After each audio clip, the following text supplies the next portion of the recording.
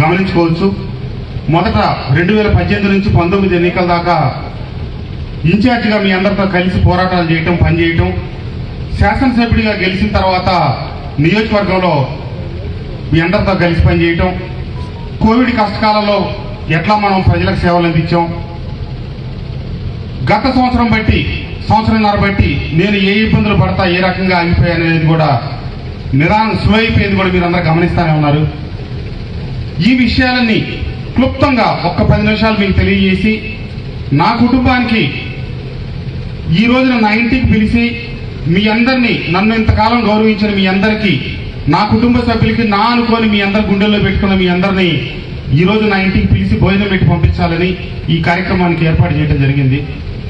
ఎప్పుడైతే నాకు సమన్వయకర్తగా మైలవరంలో బాధ్యతలు అప్పచెప్పారో ఆ రోజు నుంచి ఈ రోజు వరకు కూడా పార్టీ కోసం నిరంతరం, మైలవరం నియోజకవర్గ అభివృద్ధి కోసం, వైఎస్ఆర్ కాంగ్రెస్ పార్టీ అభివృద్ధి కోసం నిరంతరం కృషి చేశారు. నాకు టికెట్ ఇచ్చింది మొదలు ఒక్కరోజు కూడా నేను ఎక్కడ ఆగకుండా పార్టీ కోసం, నేను నా గెలుపు వరకే కాకుండా నేను గెలిచిన తర్వాత కూడా నన్ను అభిమానించి గుండెల్లో పెట్టుకున్నటువంటి నా కేడర్ మొత్తాన్ని సర్పంచులుగా కావచ్చు, ఎంపీటీసీలుగా కావచ్చు, లేకపోతే అందరినీ గెలిపించేదానికోసం ఈ వైఎస్ఆర్ కుటుంబాన్ని ముందుంచాలనే విషయంలో గ్రూపులకు అతీతంగా అందరినీ నేను ఎన్నో వేదికల్లో చెప్పాను.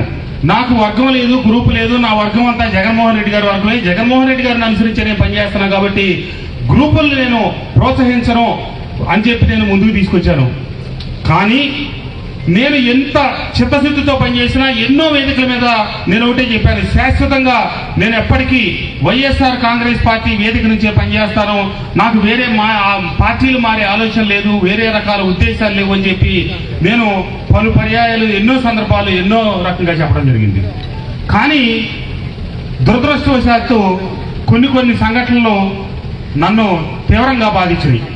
ఆ సంఘటనలన్నీ చెప్పలేకపోయినా కొన్ని 4 ముక్కలు మీకు వాస్తవాలు తెలియజేయకపోతే తెలియదు కాబట్టి చెప్పాల్సిన బాధ్యత నా మీద ఉంది కాబట్టి ఈరోజు సమావేశంలో మీకు తెలియపరుస్తా ఉన్నాను. ఈ నియోజకవర్గంలో నేను అంతా ఒక కుటుంబంగా ముందుకు తీసుకెళ్తా ఉన్నా. ఈ నియోజకవర్గంలో నేను కొన్ని భాగాలకే శాసనసభ్యుడిగా అన్న పరిస్థితి నెలకొంది. నేను జరుగుతున్న సంఘటనలన్నీ ఎప్పటికప్పుడు అధిష్టానానికి తెలియపరుస్తానే ఉన్నాను. ఇక్కడ నేను రోజు ఐదువారం నుంచి బయలుదేరి వచ్చి మైలవరంలో క్యారేజ్ కట్టుకొని వచ్చి, నేను మైలవరం ఉంటే మైలవరం ఆఫీసులో భోజనం చేస్తా, గొల్లపూడి ఉంటే గొల్లపూడి ఆఫీసులో భోజనం చేస్తా. ఏమన్నా ఉదయం ఇక్కడి నుంచి బయలుదేరితే మళ్ళీ రాత్రి 11కో 12కో నేను మళ్ళా ఐదువారం చేస్తా. అట్లాగే అక్కడ మైలవరం నుంచి బయలుదేరి ఒక ఆయన పెడనెళ్ళి ఆయన పైన ఆయన చేసుకుంటాడు.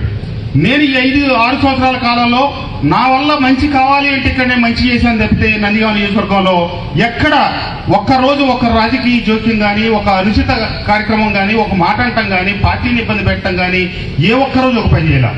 మా కుటుంబ నేపథ్యం 55 సంవత్సరాల నుంచి రాజకీయ నేపథ్యం. ఈ నియోజకవర్గంలోనే పలు ఎన్నికల్లో పాల్గొన్నాం. కొన్ని 6 ఎన్నికల్లో పాల్గొంటే 4 ఎన్నికల్లో గెలిచాం, 2 ఎన్నికల్లో వెనకబడి ఉండొచ్చు. కానీ ఎంత రాజకీయ నేపథ్యం కలిగినా పార్టీకి మంచాన రోజు పనిచేసే తప్పితే చెడుకు ఒక్కదానికి కూడా పనిచేయాల. ఎందుకంటే ఆ సంస్కృతి నా దగ్గర లేదు. చేయగలిగితే మంచి చేయటం, లేకపోతే మనం దూరంగా ఉంటాం అనే లక్ష్యంతో పనిచేశారు. కానీ నన్ను నా నియోజకవర్గంలో, నా మైలవరంలో మీ అందరూ అభిమానించి గెలిపించి పంపిస్తే నాకు పూర్తిగా పనిచేసే అవకాశం లేకుండా చేశారు. రోజు గ్రూపులు ప్రోత్సహించటం, నా మీద ఉద్దేశపూర్వక ఇబ్బంది పెట్టడం, మారుమూల ఒక శ్రీరాంపురం ముచ్చినపల్లి దగ్గర నుంచి మొదలెట్టి ఇక్కడ దొనబండ దాకా, అక్కడ కొత్తూరు తాడేపల్లి దాకా ఉన్న ప్రతి కార్యకర్తకి న్యాయం చేసి ప్రతి ఒక్కళ్ళని పార్టీ కుటుంబాన్ని గెలిపించుకోవాలని చెప్పి నేను అహర్నిశలో ఓ పక్క శ్రమపడి నానా కష్టపడతా ఉంటే, కొండపల్లి మున్సిపాలిటీలో ఈ రోజున మన అభివృద్ధికి నిధులు ఎంతో ఇబ్బందికరమైన పరిస్థితి, ఎంతో ఇబ్బంది పడుతున్నప్పటికీ కొండపల్లి మున్సిపాలిటీకి నేను అన్యాయం చేయకుండా వచ్చిన నిధులన్నింటిలో తొలి ప్రాధాన్యత కొండపల్లి మున్సిపాలిటీకి ఇచ్చి నా సమయాన్ని వెచ్చించి అప్రాయమైన విజయాలు మనం సాధించే స్థితిలో ఉన్నప్పుడు కొండపల్లి మున్సిపాలిటీని ఉద్దేశపూర్వకంగా ఓడించి మన పార్టీ వాళ్లే, మన ప్రత్యర్థులు ఓడించలా, మన పార్టీ వాళ్లే ఓడించి ఆ విషయాలు కూడా ఇంటెలిజెన్స్ వాళ్ళ ద్వారా, ఐపాక్ వాళ్ళ ద్వారా పార్టీ అధిష్టానానికి తెలిసినప్పుడు నేను వెళ్ళి చెప్పా, ఇదిగో ఈ రకంగా పార్టీని ఒక తాటి మీద వర్గాలు లేకుండా గ్రూపులు లేకుండా అందరికీ ఒక కుటుంబంలాగా నడిపిస్తా అందరూ మా బిడ్డ మావాడు జగన్మోహన్ రెడ్డి గారు పంపించిన తను మా కుటుంబాల్లో భాగస్వామ్యం అయ్యాడని చెప్పి అందరూ అనుకునే క్రమంలో పార్టీని ఇబ్బంది పెడతా ఉన్నారు. ఉద్దేశపూర్వకంగా నా ప్రత్యర్థి కంటే కూడా రాజకీయ ప్రత్యర్థి కంటే కూడా సొంత పార్టీలో ఉన్న వ్యక్తులే రోజు మానసికంగా ఇబ్బంది పెట్టే పరిస్థితి చేస్తారని చెప్పి నేను సజ్జల రామకృష్ణారెడ్డి గారికి, పెద్దిరెడ్డి రామచంద్రారెడ్డి గారికి, వైవి సుబ్బారెడ్డి గారికి, జగన్మోహన్ రెడ్డి గారికి కూడా వెళ్ళి 1కి 10 సార్లు స్వయంగా చెప్పడం జరిగింది. ఒక్క పెద్దిరెడ్డి గారు మటుకు స్పందించారు. నీకేం పనయ్యా, ఆయన పని ఆయన చేసుకుంటే నీ పని నువ్వు చేసుకోలేవు, ఎందుకు ఆయన ఇబ్బంది పెడతా ఉన్నారు. ఆయన ఇన్ఛార్జిగా ఉన్నంతసేపు పరిస్థితులు అణిగిమణిగి ఉన్నాయి. వారు వెళ్ళిన తర్వాత మళ్ళీ యథాస్థితికి రావటం. నేను ఎన్ని పర్యాయాలు పైకి వెళ్ళి చెప్పినా కూడా అతను పెట్టించినట్టే నువ్వు గ్రూపుల్లో మెసేజ్లు పెట్టించు, నా మనసుకు ఇష్టపడలా. అదే విషయాన్ని ఎన్నిసార్లు చెప్పినా కూడా తప్పు చేసిన వాళ్ళని దండించకపోగా కాంగ్రెస్ లో ఇంకో బీజేపీ అయితేనో వాళ్ళ కేంద్ర కార్యాలయం ఢిల్లీలో ఉంటుంది, మన కేంద్ర కార్యాలయం 10 నిమిషాల దూరంలో ఉంది, స్పందిస్తారనుకుంటే స్పందించకపోగా పార్టీలోనే ఒకళ్ళ మీద ఒకళ్ళకి తగాదాలు పెట్టుకుంటా ఉద్దేశపూర్వకంగా చీలికలు తెస్తా ఉంటే ఎన్ని రోజులు సహించాలి? దానికి పైనుంచి కొందరు మద్దతు ఇచ్చిన తర్వాత ముఖ్యమంత్రి గారి దగ్గరికి కేడర్ మీటింగ్ అని చెప్పి నియోజకవర్గం నుంచి 50 మందిని తీసుకురమ్మంటే 50 మందిని తీసుకెళ్తే 50 మంది సమక్షంలో కూడా ఆ 50 మందికి కూడా క్లారిటీ లేకపోయారు. ఆ రోజు వారు ఏం చెప్పారో అర్థం కాలేదు. దురదృష్టవశాత్తు కృష్ణప్రసాద్కి నేను పంపించాను. కృష్ణప్రసాద్కి మీరు అందరి దగ్గరుండి మద్దతు ఇవ్వండి, ఆ గ్రూపుల వ్యవహారాలు నేను ప్రోత్సహించడం, నేను వాళ్ళ ఊరుకోను గట్టిగా చెప్తాననే మాట చెప్పకుండా 2014లో ఆ నియోజకవర్గంలో ఓడిపోతే నన్ను సమన్వయకర్తగా తీసుకొచ్చి పెడితే మీ అందరి ఆశీస్సులు దీవెల్లో మీ అందరి కష్టంతో ఒక తాటి మీద నడిచి గెలిస్తే 2019లో 2024లో నేను ఆయన చేతిలోనే పెడతాను, గెలిపించి తీసుకొచ్చి నాకు అప్పచెప్తా అన్నాడు. అంటే 2014లో గెలవని వ్యక్తి 2019లో నన్ను గెలిపించిన వ్యక్తి 2024లో అతను గెలిపిస్తాడు, అతని చేతిలో నన్ను పెట్టడం అనేది నన్ను తీవ్రంగా బాధించింది. దానికి ఆ సంఘటనకి ఆ రోజు నాతో పాటు సీఎంఓకి వచ్చిన 50 మంది సాక్షిభూతులే. సరే ఎన్ని పర్యాయాలు చెప్పినా ఎక్కడ ఇంత కూడా మార్చుకోవటం కానీ అతన్ని అదుపులో పెట్టడం కానీ గ్రూప్ తగాదాలని కంట్రోల్ చేయటం కానీ జరగనందువల్ల నేను ఆగటం జరిగింది. సరే ఎప్పుడైనా కూడా సంక్షేమం అభివృద్ధి 2 కళ్ళుగా ముందుకు సాగాలనేది అందరూ కోరుకునేది. సంక్షేమం లేని అభివృద్ధి కాదు, అభివృద్ధి లేని సంక్షేమం కూడా కష్టం అనేది నా అభిప్రాయం. గడప గడపకి తిరగమని పంపిస్తే గడప గడపలో అమ్మ మీకు అమ్మఒడి ఇచ్చాం, చేయూత ఇచ్చాం, ఆసరా ఇచ్చాం, రైతు భరోసా ఇచ్చాం అని ఇచ్చేది కార్యక్రమాలు చెప్తే మరి మా అబ్బాయికి ఉద్యోగం ఏదని అడుగుతా ఉన్నారు, లేకపోతే మా ఇంటి ముందు డ్రైనేజ్ ఏదని అడుగుతా ఉన్నారు, లేకపోతే మా ఇంటి ముందు రోడ్ ఏదని అడుగుతున్నారు. మీరు ఇచ్చారు, మేము తీసుకున్నాం, ఇవన్నీ మేము అడిగామా? కానీ మా ఇంటి ముందు రోడ్ ఏది కాదు. ముఖ్యమంత్రి గారు అభివృద్ధికి రోడ్లకి డ్రైన్లకి నీరు కాకుండా సచివాలయాలు కట్టించుకున్నారు, ఆర్పీకేలు కట్టించుకున్నారు, వెల్నెస్ సెంటర్లు కట్టించుకున్నారు. అవన్నీ కూడా ఉమ్మడి కృష్ణా జిల్లాలో రైతు భరోసా కేంద్రాల్లో సంవత్సరం క్రితం వరకు మైలవరం నియోజకవర్గమే ప్రథమ స్థానంలో ఉంది. అట్లాగే సచివాలయాలు మనమే ప్రథమ స్థానంలో ఉన్నాం. డ్రైన్ నిర్మించిన వాటిలో మైలవరమే ప్రథమ స్థానంలో ఉంది. ఇన్ని నిర్మించిన తర్వాత చివరకు జరిగింది ఏంటి? ఎన్ని పనులు కేడర్ కప్పచెప్పి కేడర్తో పని చేయిస్తే 3 సంవత్సరాల పైసలకు వాళ్ళకి బిల్లులు రాక అప్పులు పాలయ్యి అవస్థలు పాలయ్యి వాళ్ళు బజార్ను పడి మా కొత్తూరు తాడేపల్లి వెంకయ్యమ్మ ఒక ఎస్సీ మహిళ పార్టీ కోసం పార్టీతో 10 ఏళ్లు పోరాడిన ఆమె పార్టీ అధికారంలోకి వచ్చింది. నా గ్రామాన్ని అభివృద్ధి చేసుకోవాలి, ఎమ్మెల్యే గారు నిధులిచ్చారని చెప్పి 30 లక్షలు 40 లక్షలు మెడలో తాళి కొడిచి ఈరోజు చివరికి అమ్ముకుంది. ఎదురుగా ముందు వరుసలో కూర్చొని ఉంది. బిల్లుల కోసం ఎక్కడ తిరిగినా నా బాధ, నా మొత్తం అవన్నీ. సాయన్నపాలెంలో నాగులూరు శివారు సాయన్నపాలెంలో 2 ఎస్సీ సోదరులు ఈ రోజు కూడా వాళ్ళు వచ్చారు, ఇందా కనిపించారు.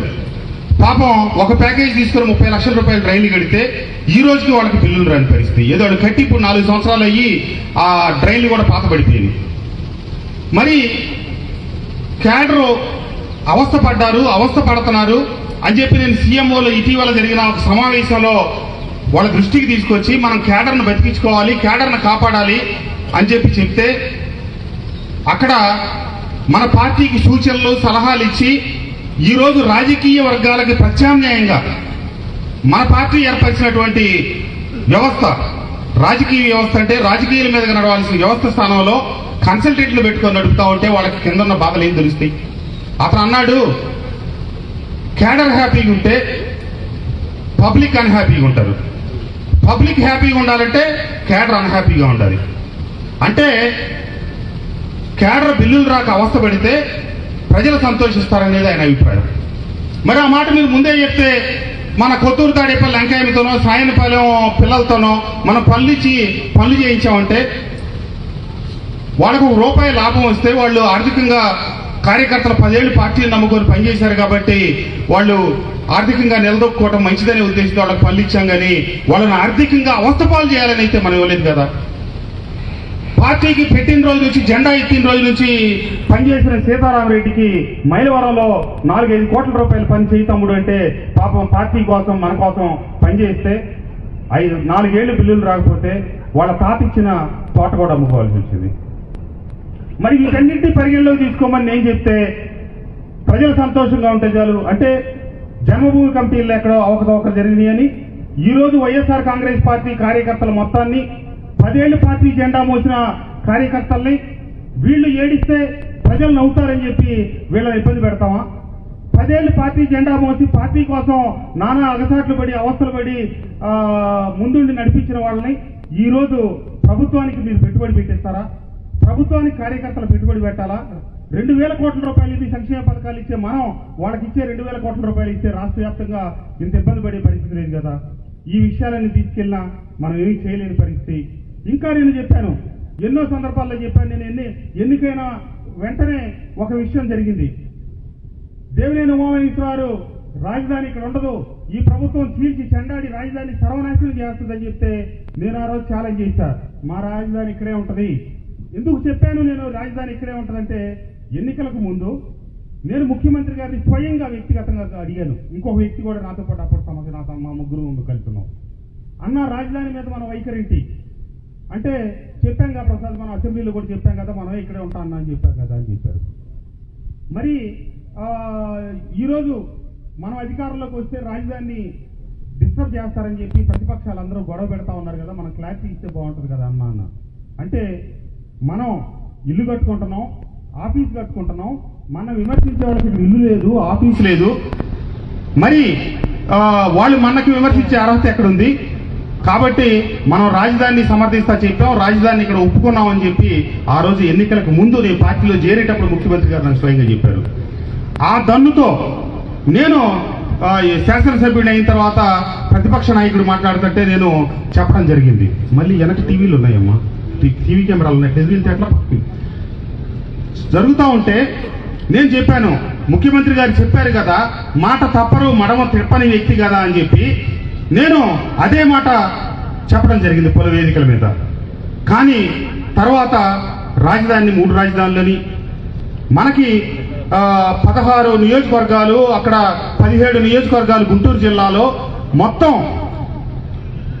33 నియోజకవర్గాల్లో 29 నియోజకవర్గాల దగ్గర వైఎస్ఆర్ కాంగ్రెస్ పార్టీకి సాక్షాత్తు అమరావతి నిర్మించిన ప్రాంతం కూడా మన పార్టీనే గెలిపిస్తే, మరి ఎన్నికల ముందు వరకు ఒక మాట చెప్తుంది, ఎన్నికలు అయిన తర్వాత ఇంకొక మాట చెప్తుంది. దీన్ని ప్రజలకు మనం ఏం సమాధానం చెప్పాలి? రాజధాని గురించి అసెంబ్లీలో బిల్లు పెట్టగానే ఆ రోజు సాయంత్రం సీఎం గారి ఇంట్లో మీటింగ్ పెట్టారు. ఉమ్మడి కృష్ణా గుంటూరు జిల్లాలకు సంబంధించిన శాసనసభ్యులు, సమన్వయకర్తలు, ఇన్ఛార్జీలు అందరిని ఆ రోజు పిలిచారు. పిలిచి ఏంటి పరిస్థితి, ఇక్కడ సజ్జల రామకృష్ణారెడ్డి గారు, పెద్దలు మన బొత్స సత్యనారాయణ గారు ఇద్దరు సమక్షంలో ఆ రోజు మీటింగ్ పెట్టడం జరిగింది. పెట్టి ఏం చెప్పారంటే, రాజధానిగా మీద 3గా విభజించాలని ముఖ్యమంత్రి గారు నిర్ణయం తీసుకున్నారు. దీన్ని మీరు సమర్థిస్తా, మీ నియోజకవర్గాలు, ఎందుకంటే కృష్ణా గుంటూరు జిల్లాల్లోనే ఎక్కువ ఎఫెక్ట్ అవుతారు కాబట్టి మీరు సమర్థించుకుంటా ఏం చెప్తారో చెప్పండి అని చెప్పి మాకు కొన్ని విషయాలు చెప్పారు. వాళ్ళు పెద్దలు చెప్పడం అయిపోయిన తర్వాత నేను తొలిగా లేచి చెప్పాను, సార్ ఈ నిర్ణయం మనకు తీవ్రమైన నష్టం చేస్తుంది మన పార్టీకి. ఎందుకు అంటే ఎన్నికల ముందు రాజధాని ఇక్కడే ఉంటుందని చెప్పాం. ఈ రోజున ఎవరికీ తెలియకుండా ఆకస్మికంగా అసెంబ్లీలో బిల్లు పెట్టారు. మనం ఇచ్చిన మాటకి దీనికి ఇబ్బంది జరుగుతుంది సార్ అని చెప్పి నేను నా ఆవేదన వెలిబుచ్చాను. తప్పని పరిస్థితి అయ్యి రాజధానిని కనుక మార్చాలంటే కనుక అవసరమైతే అసెంబ్లీ వైజాగ్ పంపించండి, కానీ సెక్రటేరియట్ ఇక్కడే ఉండేట్టుగా చర్యలు తీసుకుంటే కొంత నష్ట నివారణ జరుగుతుంది సార్ అని చెప్పి నేను ఆ సమావేశంలో చెప్పాను. నా మాట పూర్తయి కాకముందే కొడాలి నాని గారు లేచి ముఖ్యమంత్రి గారు ఏదో చెప్తారు, కొంతమంది కొద్దిగా పూసుకోమంటే కొంతమంది ఒళ్ళంతా పూసుకుంటారు. అసలు రాజధాని అసెంబ్లీ అయినా ఇక్కడ పెడతా ఉన్నారు, అది కూడా ఇక్కడ లేకుండా తీసేసినా మాకు వచ్చిన అభ్యంతరమే లేదు. ముఖ్యమంత్రి గారి నిర్ణయానికి నేను కట్టుబడి ఉన్నాను, అంతేగాని ఎవరు ఇష్టం వచ్చినట్టు వాళ్ళు ముఖ్యమంత్రి గారిని ధిక్కరించే స్థాయి ఇక్కడ ఉందా అది ఇదని చెప్పి కొడాలి నాని గారు ఆవేశం వ్యక్తం చేసి కూర్చున్నారు. ఆ తర్వాత అంబటి రాంబాబు గారు మాట్లాడారు. ఈ ముఖ్యమంత్రి గారి నివాసంలో కూర్చొని ఆయన నిర్ణయాన్ని ప్రశ్నించే ధైర్యం దమ్ము ఎవరికుంది? ఆయన మాట్లాడిన దాన్ని, ఆయన చెప్పిన దాన్ని సమర్థిస్తా ఇక్కడ ఉన్న ఎవరైనా మాట్లాడాల్సిందే తప్పితే ఎవరు కూడా ఆయన నిర్ణయాన్ని ప్రశ్నించడానికి వీల్లేదు అని చెప్పి అంబటి రాంబాబు గారు చెప్పారు. వెంటనే నేను లేచా, నా అభిప్రాయం నేను చెప్పాను, మీ అభిప్రాయం మీరు చెప్పుకోండి. నా అభిప్రాయాన్ని ఖండించాల్సిన అవసరం మీకు లేదు రాంబాబు గారు, దయచేసి మీరు మీ విషయం చెప్పుకోవడం తప్పితే నా విషయంలో కలగ చేసుకుంటే బాగుంటుందని చెప్పి నేను గట్టిగా మాట్లాడాను. అక్కడ సజ్జల గారు, బొత్స గారుండి వారించి మీరు ఎవరి అభిప్రాయాలు అని చెప్పండి తప్పితే మీరు పోట్లాడుకోవద్దని చెప్పారు. నా తర్వాత మల్లాది విష్ణు గారు లేచారు. ఆయన చెప్పారు, మార్చడం మంచిది కాదు, మార్చాల్సి వస్తే నేను కృష్ణప్రసాద్ గారి అభిప్రాయంతో ఏకీపిస్తున్నా, తప్పని పరిస్థితి వస్తే కనీసం సెక్రటరియట్ ఇక్కడ వచ్చేటట్టు చేయండి తప్పితే ఎట్టి పరిస్థితుల్లో కూడా సెక్రటరియట్ ఇక్కడ నుంచి కనుక వైజాగ్ మారిస్తే మనకు నష్టం జరుగుతుందని చెప్పారు. మళ్ళీ ఆయన మాట పూర్తయి కాకముందే మళ్ళీ అంబటి రాంబాబు గారు లేచి మళ్ళీ మాతో లేచిన మా అందరి మీద వాదింది. నేను ఒకసారి చెప్తే మీకు అర్థం కాదా, మళ్ళీ ఇన్నిసార్లు చెప్తారు, ఈ ఇంట్లో కూర్చొని మీరు ముఖ్యమంత్రి గారి నిర్ణయాన్ని ప్రశ్నిస్తారని. మళ్ళా నేను మూడో పర్యాయం లేచి ఒకసారి చెప్పిన మాట మళ్ళీ మాట్లాడుతున్నారండి. ఆయన ఇక్కడ ఉన్న సభ్యులందరూ అభిప్రాయాలు చెప్పకుండా ఆయన అడ్డుపడతా ఉన్నారు, మా గొంతు నిలుగుతున్నారు, మీరు దయచేసి మీరు ఆపండి, మీరు మాట్లాడడానికి వీల్లేదంటే పెద్దలు వారించడం జరిగింది. ఎవరి అభిప్రాయాలు వాళ్ళు చెప్పండి కానీ ఒకళ్ళ అభిప్రాయాలు వాళ్ళు ఖండిస్తూ వచ్చాను. ఈ రకంగా రాజధాని చెప్పి మనం మాటిచ్చాం. నియోజకవర్గానికి నేను శాసనసభ్యుడైన తొలిసారి ముఖ్యమంత్రి గారు గెలిచిన దగ్గర నుంచి చివరిసారి గెలిచే వరకు కూడా నేను అడిగింది నియోజకవర్గానికి సంబంధించిన అభివృద్ధి నిధులు. మరుసుమల్లి, చంద్రగూడెం, పంగిడి చెరువు, లేకపోతే ఇత్యాది చెరువులు 12 కలిపి నేను మొదటిసారి శాసనసభ్యుడైన తర్వాత, అట్లాగే నాగులూరు నుంచి ఇటుపక్క మనం తోలుకోడు వైపు వచ్చే దానికోసం రైతులకి ఉపయుక్తంగా ఉంటుందని ఒక బ్రిడ్జి, ఇట్లాంటివన్నీ నేను ప్రతిపాదనలు పెట్టి ముఖ్యమంత్రి గారికి ఇచ్చాను. తొలిసారి ముఖ్యమంత్రి గారు తీసుకొని నాతో ఏం చెప్పారంటే, అధికారులు పిలిచి కృష్ణప్రసాద్కి మనం నియోజకవర్గంలో అభివృద్ధికి నిధులు ఇవ్వాలి, లేకపోతే కృష్ణప్రసాద్ ఆ దేవినేని ఉమా లాంటి వ్యక్తిని ఎదుర్కోవాలంటే ఇబ్బంది పడతాడు, కాబట్టి కృష్ణప్రసాద్ మనకి దగ్గర ఇప్పుడు 12 రిజర్వాయర్లకు డబ్బులు ఇచ్చే అంత నిధులు లేవు, సంవత్సరానికి 2-3 చొప్పులు పెట్టుకుంటే 5 ఏళ్లలో నువ్వు అడిగి 12-13 రిజర్వాయర్లు పూర్తి చేద్దాం ఆ ప్రకారం అని చెప్పి స్వయంగా ఆయన ఆ నోటు మీద రాశారు. తర్వాత సీఎంఓ నుంచి స్పెషల్ లెటర్లు వచ్చినాయి. తర్వాత సంవత్సరం తర్వాత కూడా ఏం ముందుకు నడవాల. మళ్ళీ సంవత్సరం తర్వాత వెళ్ళి అదే లెటర్లు ఇచ్చాను, మళ్ళీ కాలేదు.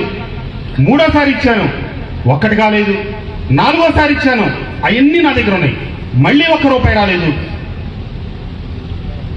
ఇదే నందిగామ నియోజకవర్గానికి నేను 15 సంవత్సరాలు దాదాపుగా కాంగ్రెస్ పార్టీ ఇన్ఛార్జిగా ఉంటే, ఆనాటి ముఖ్యమంత్రి దివంగత వైఎస్ రాజశేఖర రెడ్డి గారు నందిగామ వస్తే, జగ్గైపేట వేదాద్రి ఎత్తిపోతగల 2వ దశ పథకాన్ని ప్రారంభోత్సవం చేయడానికి వస్తే, నేను ఆయన్ని ఆ రోజు వేదిక మీద మహామహులు పెద్దలు చాలా మంది ఉన్నారు, ఆయన సహచరులందరూ, నేను ఒక వినతి పత్రం తీసుకెళ్లి సార్ చేతిలో పెట్టి, మా పక్క నుంచి కృష్ణానది వెళ్తా ఉంది కానీ మా గొంతు తడవట్లేదు, మా కడుపు నిండట్లేదు, 100 కోట్ల రూపాయలు మీరు ఇస్తే కనుక నా నందిగామ నియోజకవర్గం సస్యశ్యామలం అవుతుంది సార్ అని చెప్పి అడిగితే, నా వేదిక మీద నా చేతిలో కాగితం తీసుకొని అవన్నీ చదివి 10 రోజుల్లో మీరు శాంక్షన్ చేసి ఆర్డర్స్ ఇవ్వండి అని చెప్పి అధికారులకు చెప్పి 2009లో నేను శాసనసభ్యుడు కావడానికి 10 సంవత్సరాల ముందు నాకు 100 కోట్ల రూపాయలు డబ్బు ఈ నందిగామ నియోజకవర్గానికి రిలీజ్ చేసిన మహానుభావుడు ఆ రోజు రాజశేఖర రెడ్డి గారు. ఏది నేను ఒక నందిగామ నియోజకవర్గానికి సమన్వయకర్తనే, కానీ 10 సంవత్సరాల తర్వాత నేను శాసనసభ్యుడినయ్యి, ఒక శాసనసభ్యుడిగా ఒక్క రూపాయి నిధులు ముఖ్యమంత్రి గారి నుంచి తీసుకురాలేకపోయాననే అసంతృప్తి, బాధ నాలో మిగిలిపోయింది. ఎందుకంటే నేను 30 సంవత్సరాల నుంచి వ్యాపార జీవితంలో ఉన్నాను. నా వృత్తి వ్యాపారం, నా ప్రవృత్తి రాజకీయం. ఎందుకంటే రాజకీయ కుటుంబంలో పుట్టా కాబట్టి ఇటు నందిగామ నియోజకవర్గంలో కావచ్చు, ఇతరత్ర తప్పదు. నేను పుట్టేనాటికి మాది రాజకీయ కుటుంబం కాబట్టి నాకు రాజకీయాలకి పెనవేసుకొని ముడివేసుకొని సాగుతానే ఉంది నా జీవితం. కానీ నేను వ్యాపార జీవితంలో ఉన్న వాడిని 48 సంవత్సరాల వయసులో మళ్ళీ రెండోసారి నా ఇన్నింగ్స్ స్టార్ట్ చేసి 49 సంవత్సరాల వయసులో శాసనసభ్యుడయ్యి నేను వచ్చే సమయం కేటాయించి నా ప్రజలకి నాకు ఓట్లేసి గెలిపించిన ప్రాంతానికి అభివృద్ధి చేయలేనప్పుడు నేను ఎందుకు కొనసాగాలనేది నాలో అంతర్మదనం మొదలైంది. పార్టీకి పనిచేసిన కేడర్కి బిల్లులు రాలేదు. ఓట్లేసి ప్రజల పార్టీకి గెలిపిస్తే అభివృద్ధి చేయలేకపోయాం, నిధులు రాబట్టలేకపోయాం. కాబట్టి ఇది ఇబ్బంది. అంతేకాకుండా పార్టీలోకి ఆహ్వానించి పిలిచి పార్టీలో చేర్చుకొని సమన్వయకర్తగా పంపించి నేను ఏ రోజు పార్టీ నుంచి ఏది ఆశించాలా, నా చేతికి ఒక బీఫారం తప్పితే నాకు రెండోది ఏది ఇవ్వాల. కానీ నన్ను గెలిపించిన నా ప్రజల కోసం, నా నాయకుల కోసం అందరిని ఒక తాటిపై తీసుకొచ్చి వాళ్ళకి అన్ని వనరులు సమకూర్చి ప్రతి చోట మా ఇబ్రహీంపట్నంలో ఉన్న కౌన్సిలర్ దగ్గర నుంచి మొదలెట్టి మా జీకొండూరు సర్పంచ్ గారి దగ్గర నుంచి, మా కౌలూరు సర్పంచ్ గారి దగ్గర నుంచి, మా వెలగలేరు సర్పంచ్ గారి దగ్గర నుంచి, మా మైలవరం సర్పంచ్ దగ్గర నుంచి రెడ్డిగూడెం సర్పంచ్ దాకా అందరినీ దగ్గరుండి నా కుటుంబాన్ని చేపట్టుకొని నడిపించినట్టు నేను నడిపించుకొని ముందుకు తీసుకెళ్లి గెలిపించుకుంటే నాకు ఇచ్చిన గుర్తింపే ఉంది. కనీసం నేను ఎన్ని ఎందుకు చేశాను? నియోజకవర్గంలో అభివృద్ధికి నిధులు ఇస్తారు, ఎక్కువ గెలిపించుకొస్తే మన ఎక్కువ గుర్తిస్తారంటే ఒక పక్క ప్రజల్లోకి వెళ్ళేం గడప గడప తిరగమంటారు, రెండో పక్క ఏమో అభివృద్ధికి నిధులు ఎవరు. బటన్ నొక్కామంటే బటన్ నొక్కితే పడతలే. దీంట్లో ఒక చోట ఒక కార్యకర్తకి ప్లాట్ రాకపోతేనో, ఒక కార్యకర్తకి అమ్మఒడి రాకపోతేనో, ఒక చేయూత రాకపోతేనో, ఒక సర్పంచ్ ఏదైనా చెప్తే శాసనసభ్యులు వాళ్ళకి ఏమి చేయలేని పరిస్థితిలో ఉన్నాం. ఇట్లా ఎన్నో రకాల ఇబ్బందులు, పార్టీలో అవమానాలు, ఉన్న పార్టీ వాళ్ళే కావాలని ఉద్దేశం